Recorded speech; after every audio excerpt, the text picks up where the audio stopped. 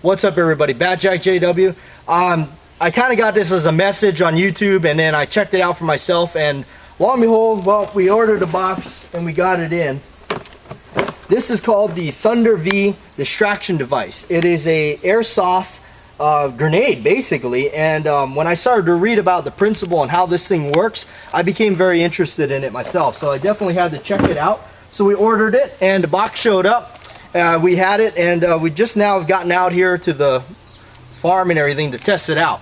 So anyway, a couple of little things about it. It's known as the pineapple grenade. That's what I ordered. There's other different types of shapes, but I wanted the traditional pineapple grenade, and it actually does say that on the box too, right there, the shell type pineapple. To give you a little history about why they're called pineapples, other than the cross-cut design in the shape of the body. Actually, during World War II, they started to paint these things yellow. That was because they wanted to find the ones that didn't go off when they were testing them in the military fields. They wanted to go back and find them and, you know, be able to reuse them or find out what happened and why it didn't go off. Well, the problem with that was the enemies started to be able to find them as just as easy as we did when we misfired one in the field and throw them back at us. So they started to paint them all green after that. But actually, the only movie I've ever seen it get that color right was The Thin Red Line. If you actually watch those guys, their grenades look something like this with the yellow paint on it. Anyway, so I went ahead and did that just for fun here in the video. So we're going to go ahead and test this thing. I got a box here in the back, and we're going to fill this thing with some airsoft BBs and see what kind of dispersion we get from it, from the box and everything. And how this works is you got your fuse and everything, and the CO2 goes inside here on the top. It works just like a hand grenade. This is what also got me very interested in it. The hammer is on top, and that is released once you pull the pin and the spoon flies up. It's going to let that hammer go. It's going to fall in there and hit the top of the CO2 canister and start dumping its gas immediately. So you basically put this thing together, make sure it's hand tightened on there, put the canister in there, and I got my cap. I'm going to screw that in. Okay, I highly recommend you set your pin and spoon before you even start messing with the CO2 loaded in there. Don't do this to each other, or I'm not trying to show you guys how to make a dangerous device. We're only doing this for the sole purpose of seeing what kind of dispersion we get from this thing inside of a cardboard box. We will be wearing safety glasses and a safe distance from the thing so we don't get hurt. So let's go ahead and fill this thing up, and we'll take it downrange and we'll check out what happens. Okay, so we got it loaded up. We got the airsoft BBs in there. Again, disclaimer, don't do this. We are professionals. Sort of. Backwoods professionals. Anyway, I got the small box. Chose a small box to do it first. Anyway, I'm going to pull the pin, and once I release it in there, I'm only going to have a couple of seconds to run. So hopefully I get far enough away from it.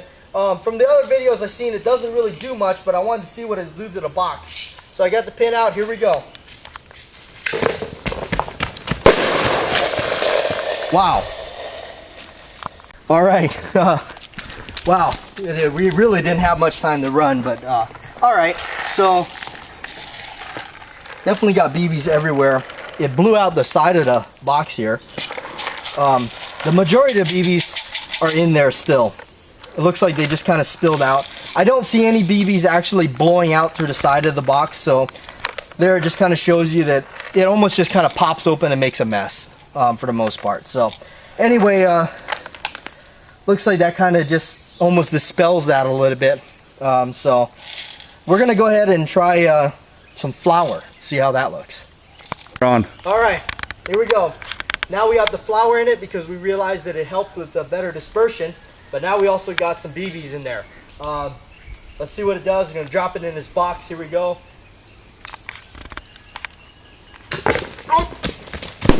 Whoa!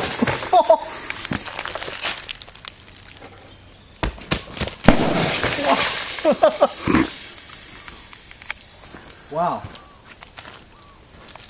Box came up. Oh, come here, look at this. Look at the insides of this thing. Oh, there's some of the BBs in there. Here's the shell. The shell actually, look at that, the shell blew its way out.